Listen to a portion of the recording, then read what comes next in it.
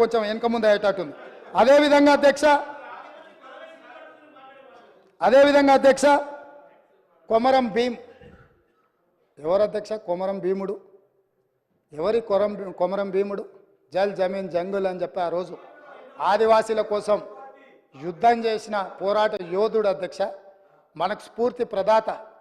కొమరం భీం ఘాట్ ప్రకటించి దాన్ని పూర్తి చేయక గాలికి వదిలేస్తే 9.5 సంవత్సరాలు అక్కడ 30 ఇండ్లు మంజూరు చేసి నిధులు ఇవ్వక కొమరం భీం వారసుల కాడ ఇండ్లు కట్టించడానికి వీళ్ళు నిధులు ఇవ్వకపోతే ఒక 6 మంది సొంత డబ్బులతో ఇల్లు కట్టుకున్నారు. ఒక 6 మంది మాకు వద్దని పునాదులు వేయలేదు. మిగతా 18 మంది నిధులు లేక మొండి గోడలతో నిలబడితే మా ప్రభుత్వం వచ్చిన వెంబడే కొమరం భీం వారసులకు ఇండ్లు కట్టించడానికి 20 కోట్ల రూపాయలు మంజూరు చేసి ఆ ప్రాంతాన్ని మొత్తం అభివృద్ధి చేయండి అని చెప్పి కొమరం భీం వారసులకు ఇండ్లు కట్టించే బాధ్యత 7 తారీఖు నాడు మేము నిర్ణయం తీసుకున్నాం అధ్యక్ష. ఇదే కాదు అధ్యక్ష, ఇంద్రవెల్లి అంటేనే రోమాలు నిక్కబొడుచుకుంటాయి అధ్యక్ష. దళితులు, గిరిజనులు, ఆదివాసీలు పోరాటానికి స్ఫూర్తిగా తీసుకొని ఈ ప్రపంచం ముందు నిటారుగా నిలబడి నేల కొరిగినరు తప్ప ఎవరికి లొంగలేదు, వంగలేదు. అట్లాంటి ఇంద్రవెల్లిని 9.5 సంవత్సరాలలో ఏ రోజైనా ఒక స్మృతి వనం కింద మారుద్దాం, ఒక స్ఫూర్తినిచ్చే పుణ్యక్షేత్రంగా చేద్దామని ఏ రోజైనా ఆలోచన చేసినారా అధ్యక్ష? మేము ఆలోచన చేసినాం. ఎకరం భూమి కేటాయించినాం, 1 కోటి రూపాయలతో స్మృతివనం చేసి పోరాట యోధులకు సముచితమైన స్థానం కల్పించడమే కాదు, ఆనాడు నేల కొరిగిన 1981 ఏప్రిల్ 20 తారీఖు నాడు నేల కొరిగిన కుటుంబాలను వెతికి ఎక్కడున్నారో వాళ్ళను చేరుకొని వాళ్ళకి ఇందిరమ్మ ఇల్లు కట్టుకోవడానికి ఇంటి స్థలంతో పాటు ఇల్లు కట్టుకోవడానికి 5 లక్షల రూపాయలు ఆ కుటుంబాలకు ఇచ్చి ఆదుకున్న చరిత్ర మాది. పోరాట యోధులను, త్యాగాలు చేసిన వాళ్ళను గుర్తించిన చరిత్ర మాది అధ్యక్ష. మా ప్రభుత్వమే, మా పార్టీ త్యాగాలకు నిలయం అధ్యక్ష.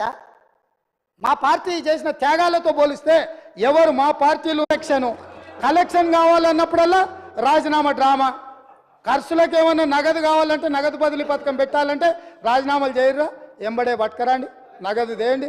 ఇది త్యాగానికి ఇక్కడ ఉన్నాడు వెంకటరెడ్డి. మంత్రి పదవి తెలంగాణ రాష్ట్రం వచ్చే వరకు తీసుకోని అన్నాడు, ఉమ్మడి రాష్ట్రంలో తీసుకోలే, మళ్ళీ తెలంగాణ వచ్చినాకనే మంత్రి పదవి చేపట్టిండు. మీలాగే కాదు, 3 నెలల తర్వాత మళ్ళెమ్మడి వచ్చి కుర్చీలో కూర్చున్న అలవాటు ఇక్కడ లేదు. కాబట్టి మీకు అసలు మాట్లాడే అర్హత ఎక్కడిది? మీకు మాట్లాడే అర్హత ఎక్కడిది? అందుకే అదే కాదు అధ్యక్ష, గూడ అంజన మీకు అందరికీ తెలుసు. దొర పీకుడేందురో అని మా గొప్ప కవి, ప్రజలలో చైతన్యం తీసుకొచ్చినాడు, గ్రామాన దళితుల గిరిజనులను చైతన్యం చేసినాడు. గూడ అంజన్న క్యాన్సర్ వచ్చి చచ్చిపోయే ముందల చివరి రోజుల్లో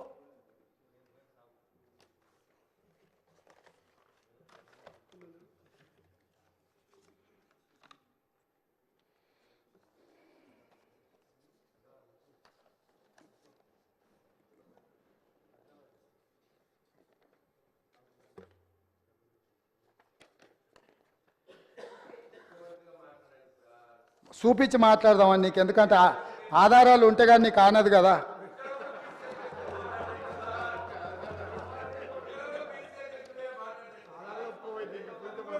గూడ అంజన్న కన్నుమూత, ఆయన చివరి కోరిక ఏంది అధ్యక్ష? పక్షవాతంతో బాధపడుతూ ఆసుపత్రిలో చికిత్స పొందుతున్న సమయంలో ముఖ్యమంత్రి కేసీఆర్ను చూడాలనే చివరి కోరికను అంజయ్య తన కుటుంబ సభ్యులకు తెలియజేశారు. మొదట అంజయ్యను పరామర్శించేందుకు కేసీఆర్ వస్తారని సీఎం కార్యాలయ సిబ్బంది చెప్పినా తర్వాత రాలేదని భార్య హేమమాలిని చెప్పారు. గూడ అంజన్న చివరి కోరిక ఒక్కసారి కేసీఆర్ను కలవాలి, పలకరించాలి అని. గూడ అంజన్నను పరామర్శించడానికి కూడా రాజసౌధంలో నుంచి వీళ్ళు బయటికి రాలేదు అధ్యక్ష. అంటే ఈ తెలంగాణ సమాజంలో కవులకు, కళాకారులకు వీళ్ళు ఇచ్చిన గౌరవము, మర్యాద, గూడ అంజన్న పరిస్థితే గిట్లుంటే తెలంగాణలో పరిస్థితులు ఎట్లున్నాయో మీరు ఒక్కసారి అర్థం చేసుకోండి అధ్యక్ష. నేను ఎందుకు చెప్తున్నా అంటే వాళ్ళలాగా మేము కాదు అధ్యక్ష.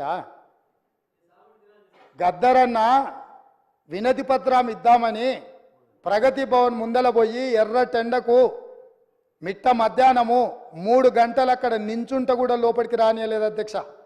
గద్దరన్న చనిపోయిన రోజు ఆసుపత్రికి వచ్చి పోలీసులు అక్కడి నుంచే శవాన్ని ఇంటికి తీసుకెళ్ళి అక్కడికక్కడ దాన సంస్కారాలు చెయ్యాలనే ప్రయత్నం చేస్తే మేము అక్కడికి వెళ్ళి నిలబడి గద్దరన్న శవాన్ని తీసుకొని వచ్చి ఎల్బీ స్టేడియంలో పెట్టి ప్రజల సందర్శనార్థం పెట్టి లక్షలాది మందిని తీసుకొచ్చి సందర్శించే విధంగా చేసి గద్దరన్నకు నివాళులు అర్పించే అవకాశం తెలంగాణ సమాజానికి అంత మేము ఇచ్చినాం అధ్యక్ష.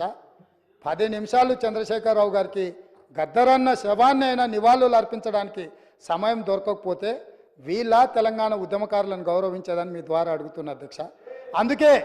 అందుకే ఏ గద్దరన్న పేరు చరిత్రలో ఉండొద్దని వాళ్ళు అనుకున్నారో, ఏ గద్దరన్నని చరిత్ర పుటలలో కప్పేయాలని చూసినో ఆ గద్దర్ గారి పేరు మీదనే నంది అవార్డులను, నంది పురస్కారాలను గద్దర్ పురస్కారాల కింద మార్చి శాశ్వతంగా ప్రతి సంవత్సరం గద్దరన్నను స్మరించుకునే విధంగా వీళ్ళు వద్దనుకున్న అందశ్రీ జయ జయ తెలంగాణ వాళ్ళ చెవులల్లో మారు మోగాలని ఇవాళ మా ప్రభుత్వం నిర్ణయాలు తీసుకున్నది అధ్యక్ష. ఇవన్నీ మా నిర్ణయాలు కాదు, ప్రజల యొక్క అభిప్రాయాన్ని మేము శాసనం చేసినాం.